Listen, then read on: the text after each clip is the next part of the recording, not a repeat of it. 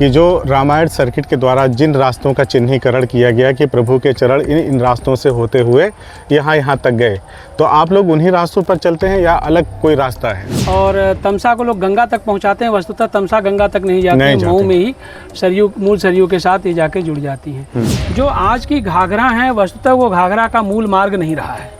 आनंद रामायण में इस प्रकार का उल्लेख है कि भगवान लक्ष्मण ने सरयू जी को 2 भागों में बांटा था। कि प्रभु राम का जो आगमन स्थल है, जहाँ जहाँ वो रुके हैं, जिस रास्ते से गए हैं, उन रास्तों को जागृत किया जाए और उन स्थलों को भी सुरक्षित संरक्षित किया जाए।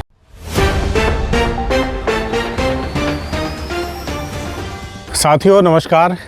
तमसा नदी के किनारे हैं और कहा जाता है कि इसी नदी के किनारे कभी प्रभु श्री राम चल कर के बक्सर की तरफ उन्होंने यज्ञ की रक्षा के लिए यात्रा किया था। आज इसी नदी के किनारे हम लोग खड़े हैं और हमारे साथ बातचीत करने के लिए लोक दायित्व संस्था के संयोजक डॉक्टर पवन कुमार सिंह हैं। जय माता। और ये 29 जून से अयोध्या से लेकर बक्सर तक एक यात्रा रघुभूमि से तपोभूमि तक निकालने वाले हैं, जो पिछले कई सालों से निरंतर ये निकालते आ रहे हैं। इनसे जानेंगे कि इस बार की यात्रा की क्या तैयारियां हैं और रघुभूमि से तपोभूमि तक की जो यात्रा जो ये पिछले कई सालों से करते आ रहे हैं उसका हासिल क्या है, लोग कितना जागरूक हो रहे हैं, इस दौरान इस पड़ाव में जो नदियाँ मिलती हैं उसके बारे में इनका क्या कहना है, तमाम चीज़ों पे आपसे बातचीत करेंगे। बहुत बहुत स्वागत है सर आपका। बहुत बहुत धन्यवाद वसीम जी और CIB इंडिया न्यूज़ को भी। 29 जून को आपकी यात्रा शुरू हो रही है रघुभूमि से तपोभूमि तक। क्या है ये यात्रा, हालांकि आप पिछले कई सालों से कर रहे हैं? जी, हम ये यात्रा लोक दायित्व के बैनर तले लगातार 2019 से कर रहे हैं। और ये यात्रा वस्तुतः शुरू होती है जेठ की पूर्णमासी को, जिस दिन माता सरयू का अवतरण दिवस रहता है। आज हम तमसा के किनारे आपने बुलाया और अच्छा लगा कि तमसा भी उस यात्रा से मऊ में जाके जुड़ती हैं। साक्षी रही हैं जी। और तमसा को लोग गंगा तक पहुंचाते हैं। वस्तुतः तमसा गंगा तक नहीं जाते, मऊ में ही सरयू, मूल सरयू के साथ ये जाके जुड़ जाती हैं। इस यात्रा का उद्देश्य 2019 में ही जो तय किया गया था कि मूल सरयू जो प्रभु राम के आने की साक्षी हैं जी, उनका कैसे पुनर्नवीकरण किया जाए, उनको बचाया जाए, उनका संरक्षण किया जाए। दूसरा कि प्रभु राम का जो आगमन स्थल है, जहाँ जहाँ वो रुके हैं, जिस रास्ते से गए हैं, उन रास्तों को जागृत किया जाए और उन स्थलों को भी सुरक्षित संरक्षित किया जाए। तीसरा एक विषय था कि जन जागरण इस विषय, दोनों विषयों को लेकर के इस प्रकार से हो कि जनता इन दोनों विषयों को लेकर के स्वतः स्फूर्त ढंग से उठ खड़ी हो। ये 3 उद्देश्य लेकर के हम लोग रघुभूमि से तपोभूमि तक शुरू किए। श्री रामचंद्र जी जिन रास्तों से चल कर के गए बक्सर का, चाहे वो यज्ञ की रक्षा करना रहा हो या वनगमन की बात आती हो, लोग ये भी कहते हैं कि वनगमन के समय भी, हालांकि वो कितना सत्य है कि वो वनगमन के समय इस नदी के किनारे से होकर के गए, वो आप ही हमें बताएं।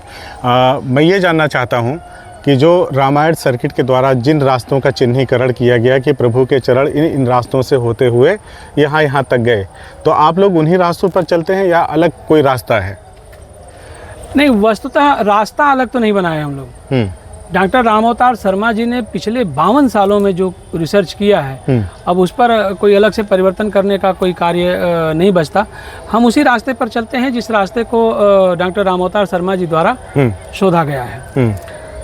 जहाँ तक बात तमसा जी की है, तो भगवान राम यज्ञ की रक्षा करने जाते समय आजमगढ़ में तमसा के किनारे कहीं नहीं आए हैं। अच्छा। एक विषय। और दूसरा विषय ये है कि प्रभु राम वनगमन के समय भी आजमगढ़ तमसा को पार नहीं किए। तो जो आजमगढ़ जिले में अजमतगढ़ का जो क्षेत्र है, जो मंदिर पे मैंने देखा तमाम एक मैप लगा हुआ है, एक बोर्ड लगा हुआ है जिनमें रास्तों का जिक्र किया गया है, तो वो तो हमारे ज़िले में ही लगा हुआ है। हाँ, तो वो लगा हुआ, वो मूल सरयू नदी के किनारे है। अच्छा। हम आपको बता दें कि कालांतर में ये नदियाँ अपना मार्ग बदलती रही हैं। जो मूल सरयू आज की जो घाघरा है, ये बहुत आश्चर्यजनक तथ्य हम आपको दे रहे हैं। इस पे शोध कार्य बाकी है, होना चाहिए, लोगों को करना चाहिए। जो आज की घाघरा है, वस्तुतः वो घाघरा का मूल मार्ग नहीं रहा है। आनंद रामायण में इस प्रकार का उल्लेख है कि भगवान लक्ष्मण ने सरयू जी को 2 भागों में बांटा था। एक मार्ग उधर से गया और एक मार्ग भैरव बाबा होते हुए सलोना ताल होते हुए आगे बढ़ता था। तो सलोना ताल जो है पूरा, ये गोखरू झील है, आक्सो झील, आक्सो लेक। अच्छा। इसे सरयू ये का नदी का कोई हिस्सा नहीं है? नदी का ही हिस्सा रहा है। अच्छा, नदी का हिस्सा। नदियां जब सी आकार बना लेती हैं हाँ। तो एक समय आता है जब बीच के हिस्से को काट देती हैं और यहाँ की मिट्टी हट जाती है। अच्छा अच्छा। तो ये झील के रूप में तब्दील हो जाता है और धीरे धीरे ये नदी जब मार्ग बदलती है तो ये झील छूट जाती है। ऐसी ही सलोना ताल। ठीक बात। सलोना ताल को सरयू का पेटा कहा गया है। सरयू आकर के कहा जाता है यहाँ विश्राम करती थी, लेकिन वो मार्ग बदला और इंक्रोचमेंट बढ़ा, जिससे सलोना ताल से सरयू का अभी भी रिश्ता बना हुआ है। एक नाला है जो सरयू को और सलोना ताल को जोड़ता है, लेकिन उस पर इंक्रोचमेंट है। इस नाते सलोना ताल का भी अस्तित्व खतरे में है और सरयू का भी अस्तित्व खतरे में है। तो उसी सरयू के किनारे किनारे से भगवान राम पैदल पैदल यज्ञ की रक्षा करने के लिए बक्सर गए हैं। हालांकि वाल्मीकि रामायण में कहा गया है कि भगवान सरयू के बीच नाव से गए हैं। रामचरितमानस से ये होता है कि किनारे किनारे गए हैं। दोनों में से जो भी बातें सच हों, लेकिन सरयू के किनारे से ही भगवान राम गए हैं, ऐसा मान करके हम लोग उस पथ को जागृत करते हैं और राम के बनाए हुए उस पथ पर चलते हैं। कितने दिवसीय यात्रा है और कितने लोग इस यात्रा में शामिल हो रहे हैं? ये प्रारंभ से ही 3 दिवसीय यात्रा रही। अच्छा। पहले दिन हम लोग अयोध्या जी से चलते हैं, जैसा कि अब की बार 29 जून को हम लोग अयोध्या जी से शुरू कर रहे हैं और 29 जून को ही हम लोग भैरव बाबा पहुंच जाएंगे। माता सरयू के अवतरण दिवस पर हम लोग यहाँ महाआरती का आयोजन करते हैं, जैसा कि आप जान रहे हैं, प्रतिवर्ष होता है जी। और 29 जून को ही हम लोग यहाँ विश्राम करते हैं बिलरियागंज के पास महादेव मंदिर है वहाँ। और 30 जून को हम लोग आगे बढ़ते हैं और 12 दुआरिया मंदिर सहरोज के पास, जहाँ तमसा जी जा कर के सरयू जी से मिलती हैं, वहाँ होते हुए हम लोग सिदागर घाट होते हुए लखनेश्वर डी होते हुए कारो धाम पहुँच जाते हैं बलिया। रात में वहाँ विश्राम करते हैं और तीसरे दिन, अब की बार 1 जुलाई पड़ रहा है, कारो धाम से हम चलेंगे यात्रा लेकर के तो सुजायत, जहाँ सुबाहु का किला हुआ करता था, सुजायत टीला बोला जाता है आज, वहाँ मर्ची जो मारीच का गांव हुआ करता था, भरौली जहाँ राम जी को पहुँचते पहुँचते भोर हुई थी, और उजियार घाट जहाँ एकदम उजाला हो गया था गंगा जी के ठीक किनारे, तो उजियार घाट जाकर के हम लोग पूजन अर्चन करते हैं। माता गंगा हमको रास्ते में पहली बार मिलती हैं वहाँ। अच्छा। पूजन अर्चन करते हैं, फिर माँ गंगा को पुल से हम लोग पार करते हैं। उस पार जाकर के राम रेखा घाट जो राम जी द्वारा निर्मित किया गया था, वहाँ भगवान शिव की स्थापना की गई थी राम जी द्वारा, वहाँ जाते हैं हम लोग, पूजन अर्चन होता है। फिर ब्रह्मर्षि विश्वामित्र के आश्रम जाते हैं हम लोग, वामन अवतार केंद्र जहाँ है वहाँ जाते हैं हम लोग। इस प्रकार से पूरे बक्सर में जो तीर्थ स्थल हैं, जहाँ जहाँ राम जी गए हैं, उन स्थलों पर जाते हैं।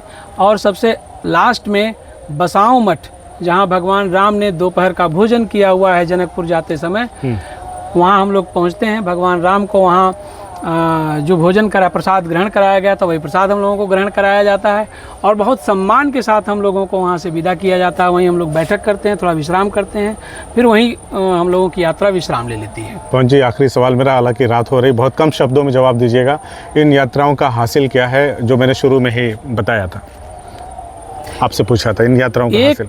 एक उदाहरण खाली दे रहे हैं जी। हम लोग लखनेश्वर डी पहले पहुँचते थे 2019 में, करीब 50 लोग थे जो हम लोगों की यात्रा का स्वागत करने के लिए। ठीक है।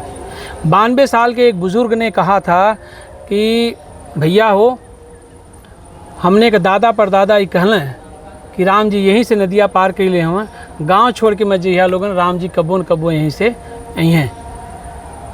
आज हम लोग जब लखनेश्वर डी राम घाट नगर पहुँचते हैं तो वहाँ 600-700 लोगों की भीड़ सिर्फ उस समुदाय की होती है जिन्होंने राम जी को नाव से पार कराया है, निषाद राज। और वो लोग घंटों प्रतीक्षा करते हैं धूप में। हम लोग पहुंचते हैं तो जय श्री राम के नारे लगते हैं, राम जी की जो हम लोगों के साथ राम जी सरकार के रूप में चलते हैं, उनकी वो लोग आरती उतारते हैं, पूजन अर्चन करते हैं, सबके साथ भाव विह्वल ढंग से मिलते हैं और फिर यात्रा को विदा करते हैं। ये हासिल है हमारा। चलिए पवन जी, बहुत बहुत शुभकामनाएं आपकी इस आगामी यात्रा के लिए। आपसे बातचीत करके बहुत आनंद आया और प्रभु श्री राम आपकी यात्रा मंगलमय बनाए। बहुत बहुत धन्यवाद, बहुत बहुत धन्यवाद। CIB इंडिया न्यूज की सभी खबरों को देखने के लिए लाल रंग की बटन को दबाकर चैनल को सब्सक्राइब जरूर करें, घंटी जरूर दबाएं ताकि हमारी सभी खबरों के नोटिफिकेशंस आप तक पहुंचते रहें।